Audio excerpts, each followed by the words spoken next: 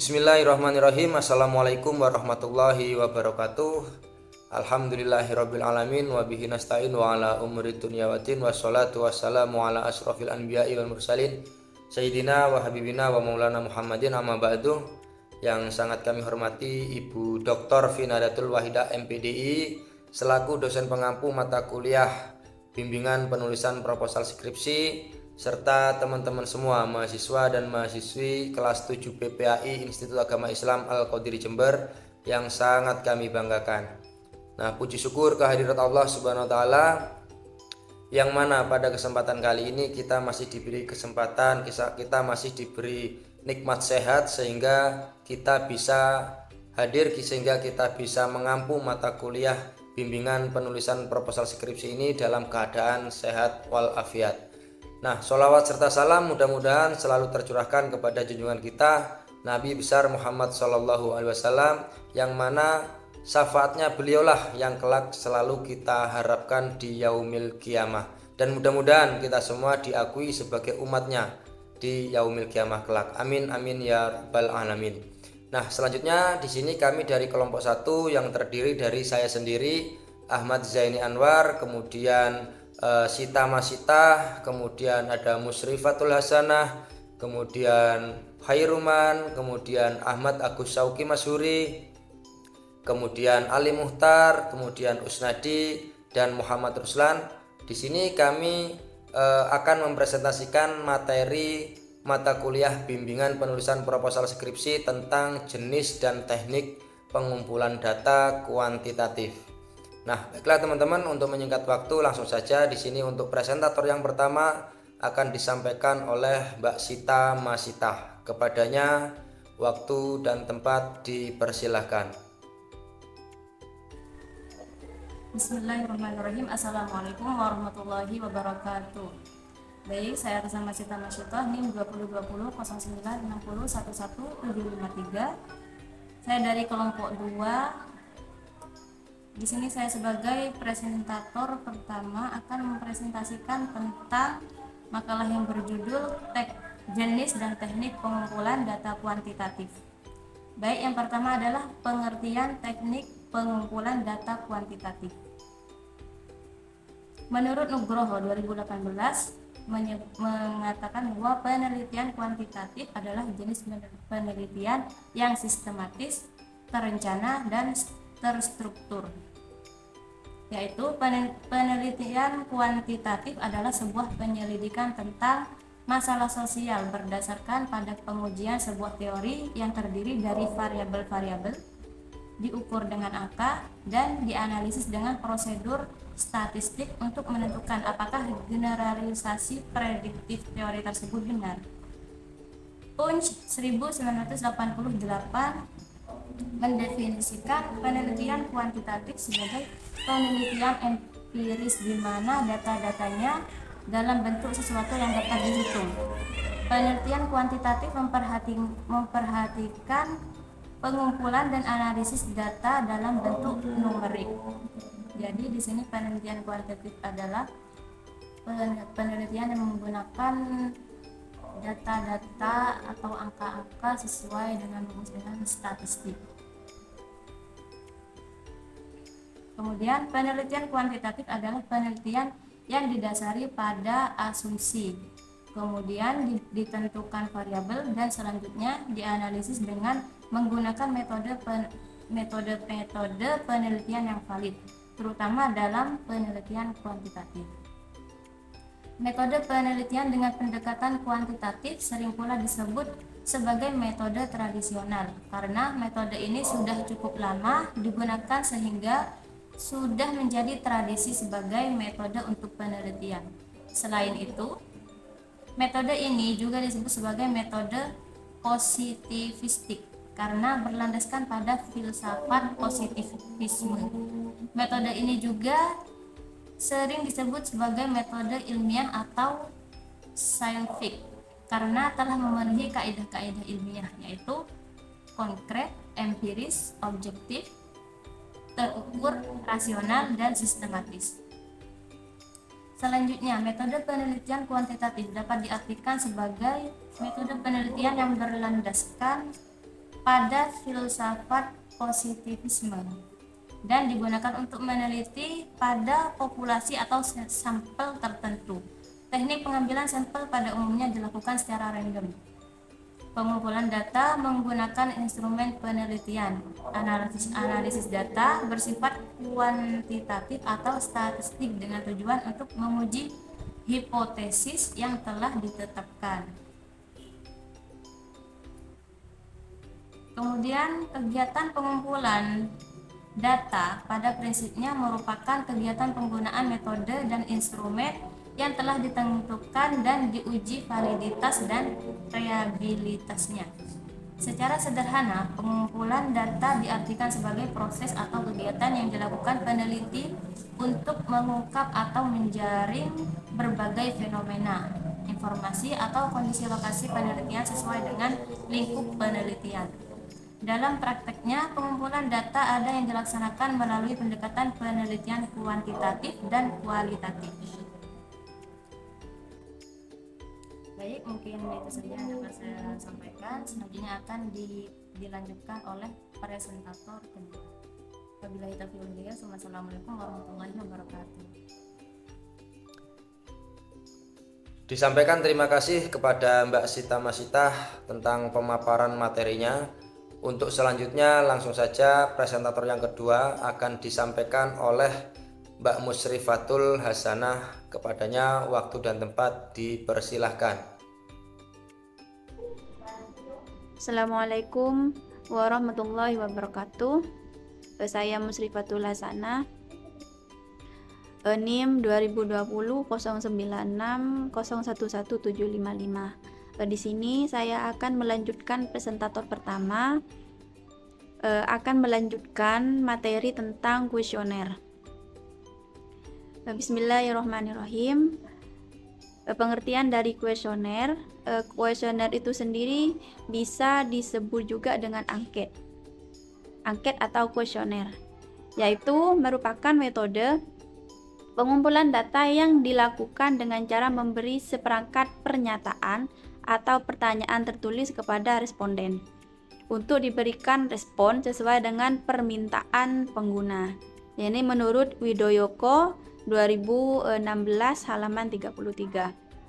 Kemudian menurut Sugiono tahun 2017 menyebutkan bahwasannya kuesioner adalah alat pengumpulan data berupa serangkaian pertanyaan tertulis yang diberikan kepada responden untuk dijawab.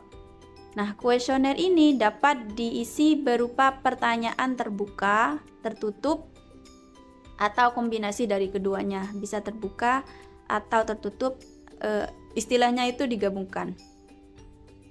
Selanjutnya menurut Sarwono 2017, kuesioner adalah alat untuk pengumpulan data yang terdiri dari pertanyaan-pertanyaan tertulis yang disusun sedemikian rupa untuk mengumpulkan informasi tentang variabel yang diteliti. Nah, di sini ada beberapa contoh kuesioner penelitian tentang kebiasaan makan sehat pada remaja. Contohnya misalnya, apakah Anda sering sarapan setiap hari? Jawabannya A, iya, B, tidak. Nah, ada juga contoh pertanyaan, berapa kali Anda makan sayur dalam seminggu? Pertanyaannya ini, jawabannya bisa disesuaikan dengan pertanyaan. Misalnya A, setiap hari, B, 6 sampai 7 kali dalam seminggu misalnya. C, 1 sampai 4 kali dalam seminggu misalnya. Kemudian contohnya lagi, pertanyaan atau kuesioner yaitu berapa kali Anda makan buah dalam seminggu? Contohnya setiap hari misalnya, jawabannya A, setiap hari. B, 4 sampai 6 kali dalam seminggu, atau C, 1 sampai 3 kali dalam seminggu. Atau misalnya lagi contohnya, apakah Anda sering makan makanan cepat saji? Jawabannya 2 misalnya, A, ya, B, tidak. Nah, jadi pemilihan jenis kuesioner yang tepat yaitu sangat penting dalam menentukan keberhasilan suatu penelitian. Nah, oleh karena itu peneliti harus mempertimbangkan dengan matang jenis kuesioner apa yang akan dipilih, jenis kuesioner apa yang akan digunakan. Nah, apakah kuesioner terbuka atau kuesioner tertutup, atau bisa juga gabungan antara terbuka dan juga tertutup. Nah, selain itu, peneliti juga harus memastikan bahwa pertanyaan-pertanyaan dalam sebuah kuesioner atau angket itu mudah dipahami oleh responden dan relevan dengan tujuan penelitian, harus sinkron. Dengan menggunakan kuesioner yang tepat, tentunya peneliti dapat mengumpulkan data yang akurat dan juga valid untuk menjawab pertanyaan penelitian mereka. Ya baik, mungkin hanya ini saja yang bisa saya sampaikan terkait dengan pengertian dari kuesioner. Kurang lebihnya saya mohon maaf yang tiada batas. Saya kembalikan ke moderator. Wassalamualaikum warahmatullahi wabarakatuh. Disampaikan terima kasih kepada Mbak Musrifatul Hasanah. Untuk selanjutnya yang akan membahas tentang materi wawancara pada kesempatan kali ini akan disampaikan oleh Mas Ahmad Agus Syauki Masyuri. Kepadanya waktu dan tempat dipersilahkan.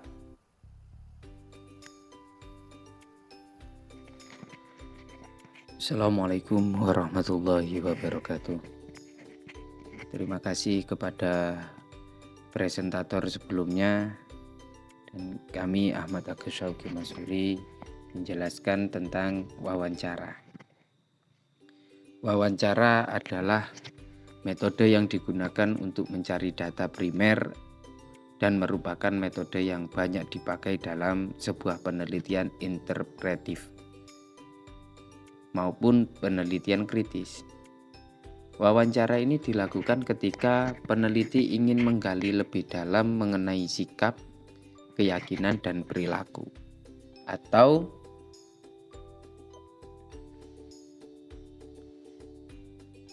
pengalaman dari responden terhadap fenomena sosial. Kami ulangi, wawancara ini dilakukan ketika peneliti ingin menggali lebih dalam mengenai sikap, keyakinan, perilaku, atau pengalaman dari responden terhadap suatu fenomena sosial.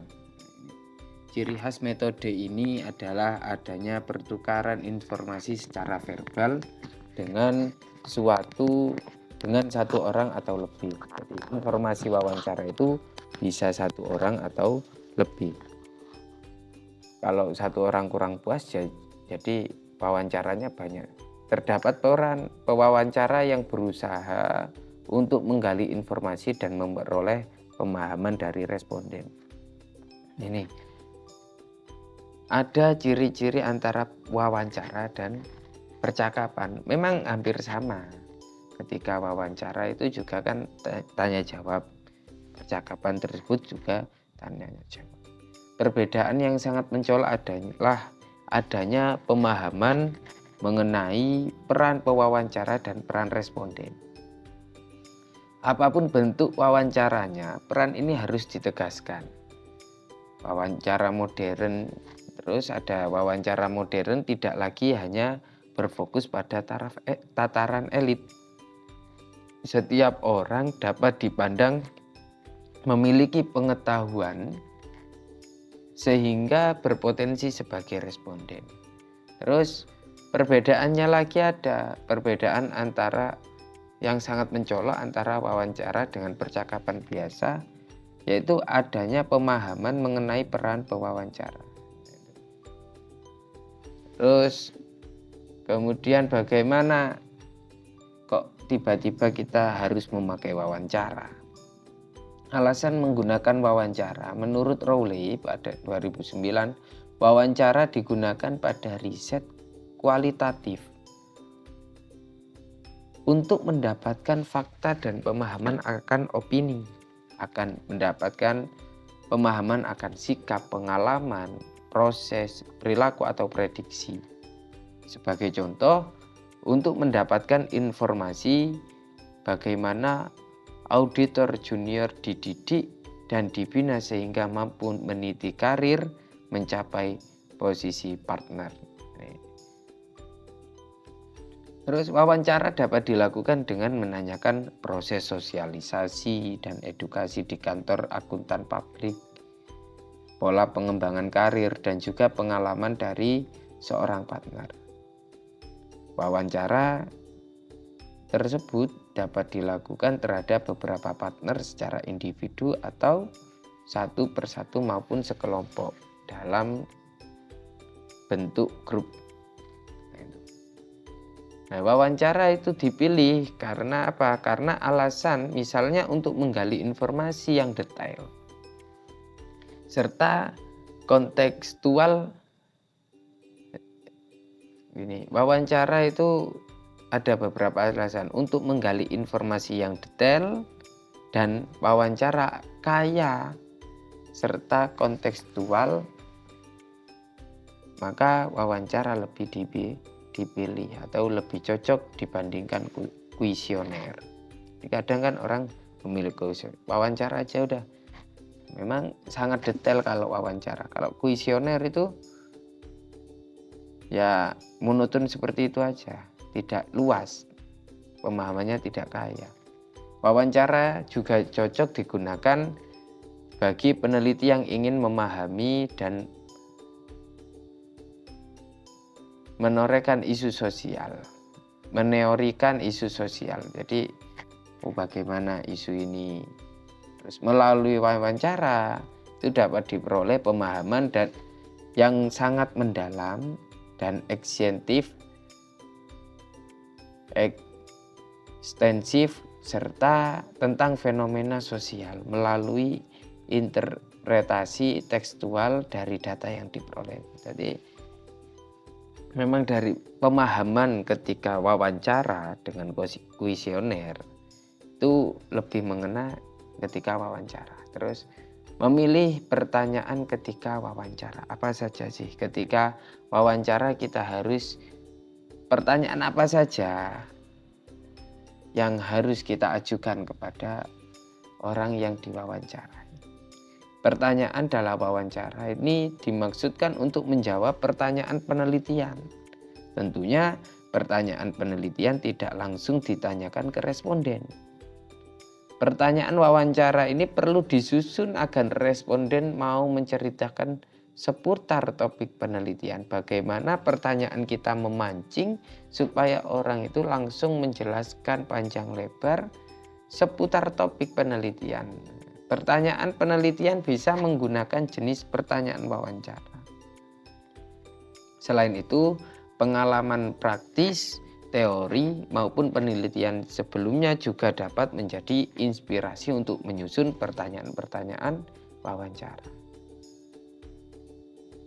Berikut ini adalah panduan singkat mengembangkan pertanyaan wawancara yang diadopsi dan dimodifikasi dari Harvard Department of Sociology 2017. Yang pertama, pertanyaan harus sederhana dan jangan mengajukan lebih dari satu pertanyaan sekaligus.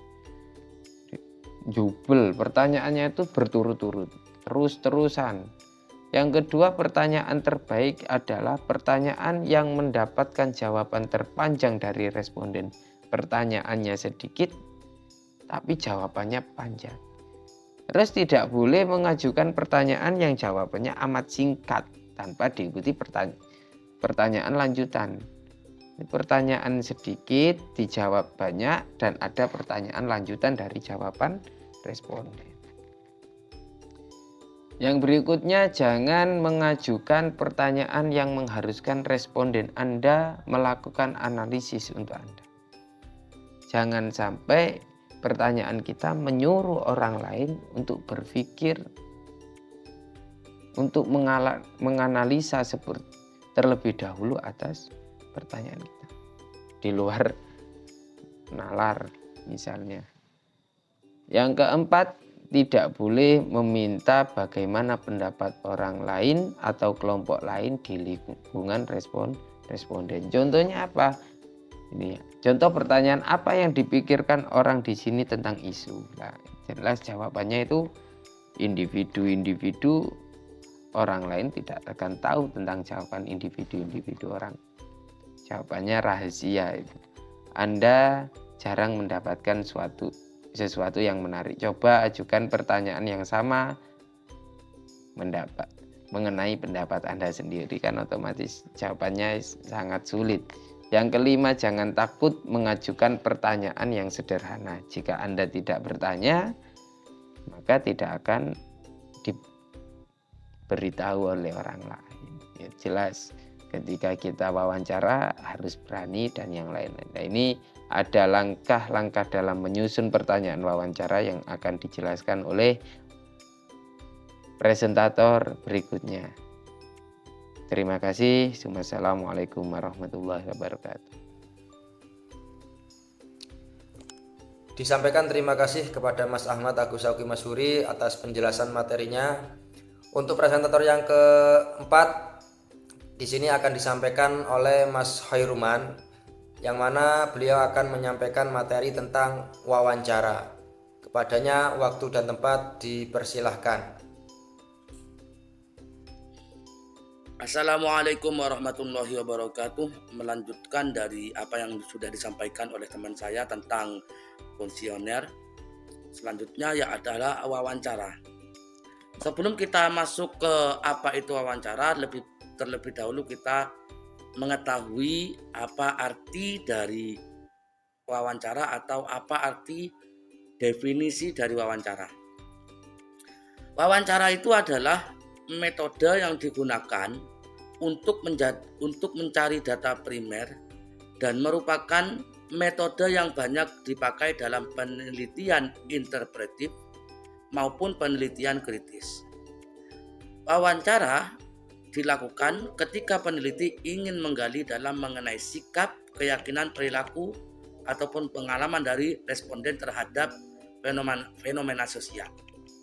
Dalam artian, yang dimaksud wawancara adalah menggali hal-hal yang berkaitan dengan sesuatu yang ingin dijadikan sebuah penelitian. Contohnya adalah kalau kita ingin tahu tentang sekolahan yang berada di SMP Islam An-Nur, maka kita harus mencari data yang akurat di dalamnya. Melalui siapa? Bisa melalui staf sekolah ataupun kepala sekolah, terlebih lagi guru-guru yang berada di sana jika kita ingin melakukan sebuah penelitian yang mana berkaitan dengan yang berada di dalam kelas. Baik. Langkah-langkah yang harus dilakukan ketika kita melakukan sebuah wawancara harus dipahami betul, yaitu ada 5 langkah yang wawancara ini bisa berhasil, dikatakan baik atau bagus. Yang pertama, ini adalah panduan singkat untuk mengembangkan pertanyaan wawancara yang diadopsi dan dimodifikasi dari Harvard Department of Sociology pada tahun 2017 atau terbitan tahun 2017. Yang pertama, ada 5 di sini. Yang pertama yaitu pertanyaan harus sederhana dan jangan mengajukan lebih dari 1 pertanyaan sekaligus. 1 pertanyaan sudah cukup. Itu yang pertama. Jangan begini. Yang pertama adalah begini-begini, yang kedua adalah begini-begini. Tidak. Tapi pertanyaan yang 1 aja cukup. Yang kedua, pertanyaan terbaik adalah pertanyaan yang mendapatkan jawaban terpanjang atau respon dari yang diminta wawancara itu bisa melebar dan bisa meluas. Pertanyaannya simpel, tapi jawabannya meluas. Itu adalah wawancara, pertanyaan yang terbaik dalam wawancara. Yang kedua, jangan ajukan pertanyaan yang mengharuskan responden Anda melakukan analisis untuk Anda. Jangan ajukan, yang ketiga ini ya, saya ulangi lagi, jangan ajukan pertanyaan yang mengharuskan responden Anda melakukan analisis menganalisis data untuk Anda sendiri. Contohnya begini, jadi pertanyaan dijawab dengan kita menggagas hukum atau menggali sebuah data lagi. Itu tidak diperbolehkan atau tidak baik. Contohnya begini, apa yang dipikirkan orang di sini tentang isu apa gitu. Anda jarang mendapat sesuatu yang menarik, coba ajukan pertanyaan yang sama ke responden mengenai data dia sendiri. Yang kedua, jangan takut untuk mengajukan pertanyaan yang sederhana. Jika Anda tidak bertanya, mereka tidak akan memberitahu. Dalam hal apapun sebuah pertanyaan yang memang kiranya perlu, gak usah takut, gak usah sungkan. Meskipun toh pertanyaan itu adalah sesederhana mungkin. Contohnya, bagaimana keadaan sekolah di sini? Itu merupakan pertanyaan yang sederhana sekali, tapi nanti jawabannya akan meluas seperti itu. Baik, terima kasih. Itu tentang wawancara. Apa yang sudah saya jelaskan tadi mudah-mudahan bisa bermanfaat dan bisa dimengerti oleh yang mendengarkan video ini. Baik, terima kasih. Wassalamualaikum warahmatullahi wabarakatuh. Disampaikan terima kasih kepada Mas Ahmad Khairuman. Untuk presentator yang selanjutnya atau presentator yang kelima, di sini akan langsung disampaikan oleh Mas Ali Mukhtar. Waktu dan tempat kami persilakan. Bismillahirrahmanirrahim. Assalamualaikum warahmatullahi wabarakatuh. Alhamdulillah, pada kesempatan kali ini saya akan melanjutkan penjelasan dari kelompok kami, yaitu kelompok 2, yang mana saya kebagian materi tentang observasi. Baik, langsung saja. Observasi secara bahasa yaitu memperhatikan atau melihat. Namun bila dijabarkan lebih luas lagi, observasi adalah aktivitas yang dilakukan untuk mengamati secara langsung suatu objek tertentu dengan tujuan memperoleh sejumlah data dan informasi terkait objek tersebut. Akan tetapi di sini ada beberapa ahli yang menjelaskan tentang pengertian observasi yang tentu tidak akan sama ya. Yang pertama, ini saya mengambil dari Patton. Ia menjelaskan bahwa observasi adalah suatu metode yang bersifat akurat dan spesifik guna mengumpulkan data dan mencari informasi terkait segala kegiatan objek penelitian. Sementara ada juga dari Margono, ia menyebutkan bahwa pengertian observasi adalah suatu teknik untuk melihat atau mengamati berbagai perubahan fenomena sosial yang terus tumbuh dan berkembang.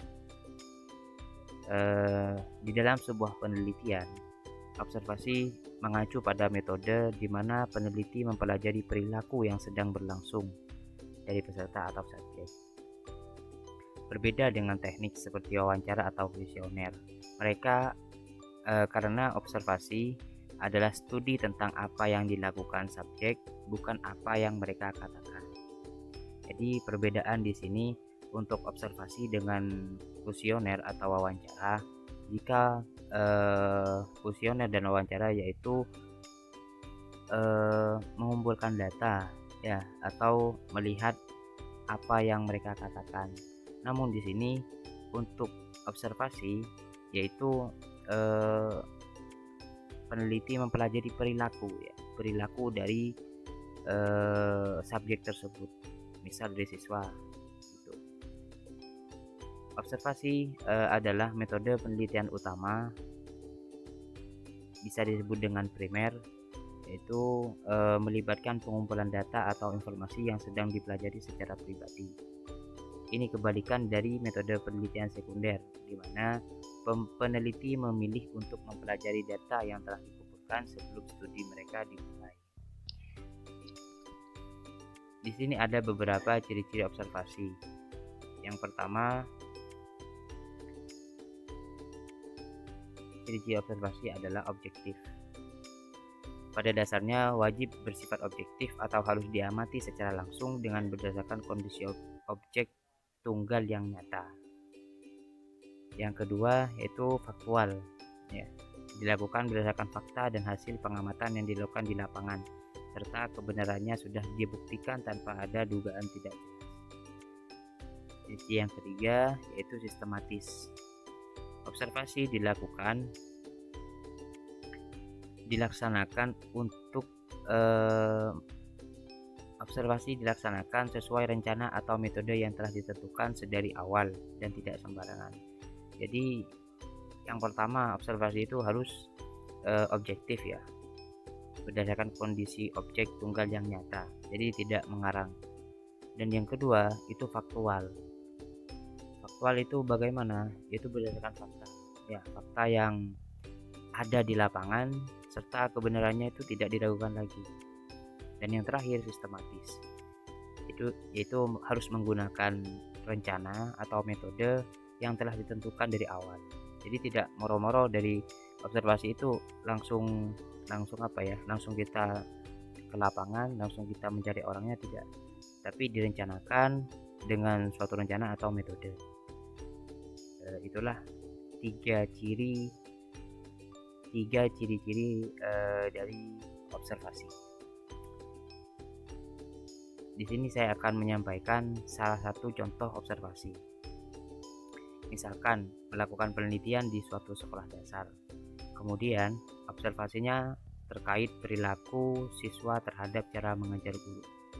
Akhirnya mengamati setiap proses pembelajaran di kelas dalam beberapa jangka waktu tertentu dengan menerapkan beberapa metode. Misal, menerapkan metode kelompok selama 1 minggu dan metode individual di waktu lain. Lalu nantinya akan ditarik suatu kesimpulan terkait tingkah laku pada siswa selama proses belajar mengajar tersebut berlangsung. Jadi bagaimana ketika anak-anak sedang belajar dengan berkelompok dan bagaimana anak-anak ketika belajar secara individual. Nanti akhirnya akan ditarik kesimpulan proses belajarnya itu seperti apa. Mungkin itu saja penyampaian materi dari saya. Kurang dan lebih saya mohon maaf. Wassalamualaikum warahmatullahi wabarakatuh.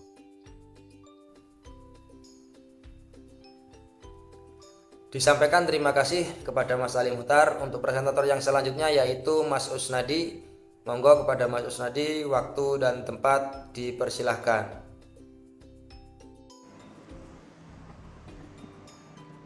Assalamualaikum warahmatullahi wabarakatuh. Terima kasih atas waktunya. Selanjutnya kami akan meneruskan dari penjelasan tadi, yaitu teknik pengumpulan data. Yaitu teknis pengumpulan data berupa tes. Tes merupakan teknik pengumpulan data yang digunakan untuk mengukur keterampilan. Jadi ketika kita mau mengetahui tentang keterampilan dari individu atau kelompok, kita bisa melakukan teknik tes seperti itu. Kemudian pengetahuan sampai mana pengetahuan individu atau kelompok, kita bisa melakukan pengumpulan data dengan tes tersebut. Referensi, kemudian kemampuan atau bakat yang dimiliki oleh individu atau kelompok. Kita bisa mengukur dari kemampuan individu atau kelompok itu bisa melakukan dengan teknik tes seperti itu. Ini tes adalah teknis yang pengumpulan data yang dilakukan dengan memberikan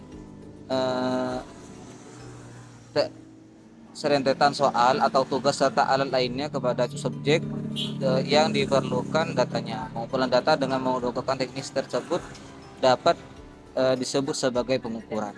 Ya jelas ya. Jadi ketika kita mau melakukan pengumpulan data dan tekniknya itu seperti tes seperti itu, jadi kita harus menyediakan soal-soal atau tugas sampai mana kemampuan atau keterampilan atau pengetahuan dari yang kita lakukan penelitian seperti itu, agar nantinya kita bisa tahu sampai mana data-data yang bisa kita kumpulkan seperti itu. Jadi kita bisa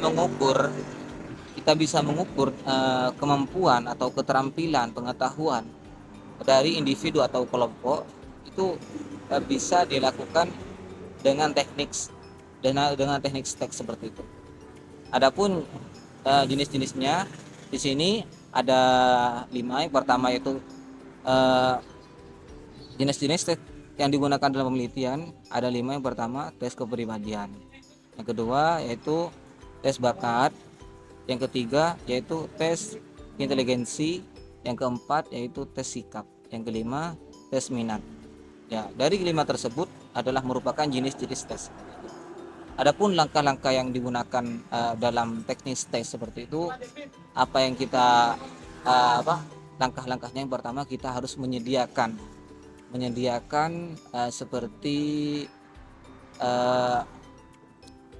buku atau soal-soal, dan kemudian materi yang ingin disampaikan kepada subjek tersebut, kemudian grafik. Intinya apa yang kita perlukan dalam melakukan penelitian itu harus disesuaikan atau harus dimaksimalkan dalam penelitian tersebut, agar penelitian kita itu tidak sia-sia menumbuhkan hasil. Di antaranya di sini kan ada tes. Tes itu banyak ya, bukan hanya tes secara lisan, ada tes secara tertulis seperti itu. Tes secara lisan kita bisa melakukan seperti wawancara, itu bisa melakukan tes. Kemudian kalau tes yang melakukan tes tulis itu berupa soal-soal. Contoh seperti ini. Apakah di lembaga di sini pembelajaran PAI apakah sudah memuaskan atau belum memuaskan? Nah, di situ kita berikan soal yang menuju pada apa yang kita teliti seperti itu. Jadi dari yang disebutkan tadi untuk pengumpulan data itu sudah masuk semua. Akan tetapi di sini tes juga bisa kita itu mengambil data dari teknik tes seperti itu. Mungkin hanya ini yang bisa saya jelaskan, kurang lebihnya mohon maaf. Selanjutnya akan diteruskan oleh teman kami. Namun dari kami, apabila ada kesalahan atau kesempurnaan, mohon maaf. Wassalamualaikum warahmatullahi wabarakatuh. Disampaikan terima kasih kepada Mas Usnadi.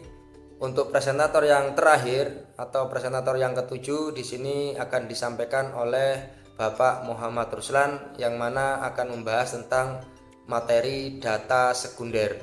Kepadanya waktu dan tempat kami persilahkan. Assalamualaikum warahmatullahi wabarakatuh. Baik, di sini saya akan melanjutkan presentasi dari kelompok 2, yaitu tentang data sekunder. Menurut Kamus Besar Bahasa Indonesia, data sekunder adalah data yang diperoleh seorang peneliti tidak secara langsung dari objeknya, tetapi melalui sumber lain, baik lisan maupun tulisan. Data sekunder adalah sekumpulan informasi yang telah ada sebelumnya dan digunakan sebagai pelengkap kebutuhan data penelitian. Data sekunder adalah data yang berhubungan dengan informasi dari sumber yang telah ada sebelumnya, seperti dokumen-dokumen penting, situs web, buku, dan sebagainya. Menurut para ahli, Sugiono 2008 mengemukakan definisi data sekunder, yaitu adalah data yang diperoleh peneliti atau pengumpul data secara tidak langsung. Maksudnya data ini diperoleh melalui perantara baik individu maupun dokumen.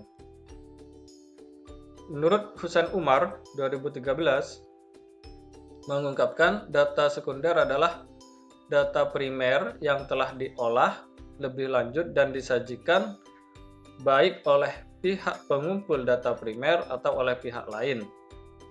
Misalnya dalam bentuk tabel-tabel atau diagram-diagram.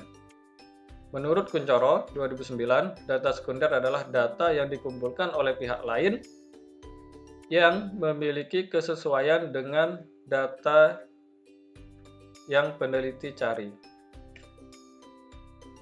Menurut Sanusi 2012, data sekunder adalah data yang sudah tersedia dan dikumpulkan oleh pihak lain di luar instansi yang diteliti. Contohnya adalah data sensus yang diperoleh dari pemerintah atau perusahaan. Kemudian, cara memperoleh data sekunder. Nah, dari definisi di atas dapat disimpulkan bahwa data sekunder adalah sejumlah data yang diperoleh dari penelitian yang telah dilakukan sebelumnya. Jadi tidak langsung pada objek yang kita teliti, tapi ada penelitian atau data yang telah dihimpun sebelumnya oleh orang lain atau pihak ketiga. Pada penelitian kuantitatif, cara mendapatkannya adalah yang pertama bisa melalui survei. Survei ini menjadi cara pengumpulan data sekunder yang bisa kita lakukan untuk penelitian kuantitatif.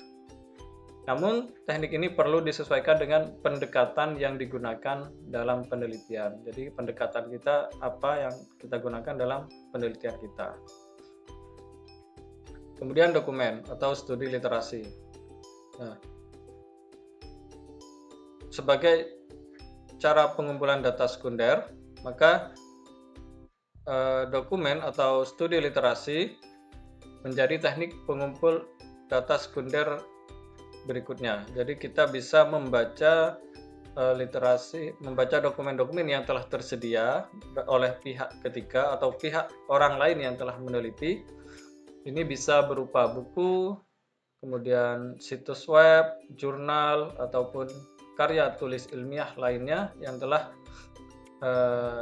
disajikan sebelumnya yang sudah ada, atau juga bisa dari sensus penduduk tadi ya, contoh data dari BPS, Badan Statistik, Pusat Statistik gitu ya, atau dari milik pemerintah yang lain. Itu bisa kita mempelajarinya dari dokumen-dokumen yang telah tersedia tersebut.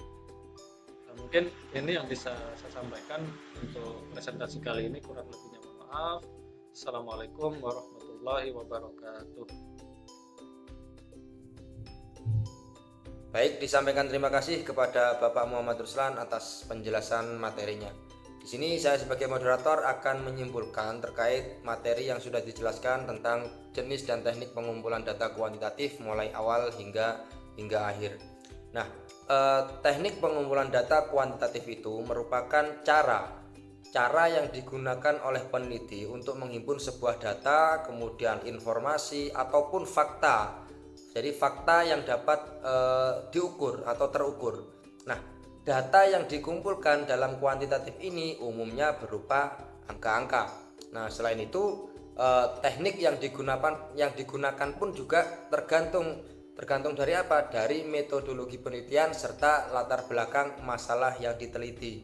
Nah, itulah mengapa pengumpulan data kuantitatif di suatu penelitian dengan penelitian yang lainnya itu hasilnya bisa saja berbeda. Nah, seperti itu.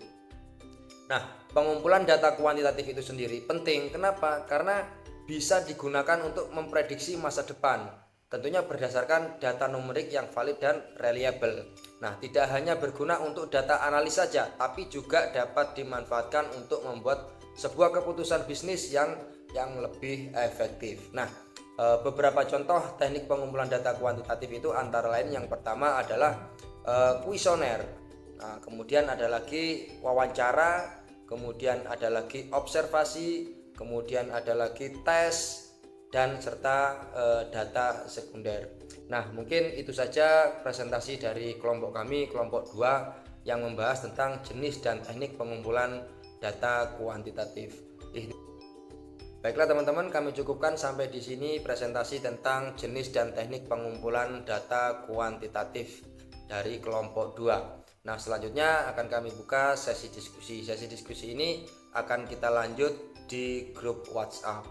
Kami mewakili dari kelompok 2 mengucapkan terima kasih atas perhatiannya, dan jika mulai awal hingga akhir terdapat sesuatu yang kurang berkenan atau kesalahan penyampaian materi, kami selaku manusia mohon maaf yang sebesar-besarnya. Ihdinas siratal mustaqim. Wassalamualaikum warahmatullahi wabarakatuh.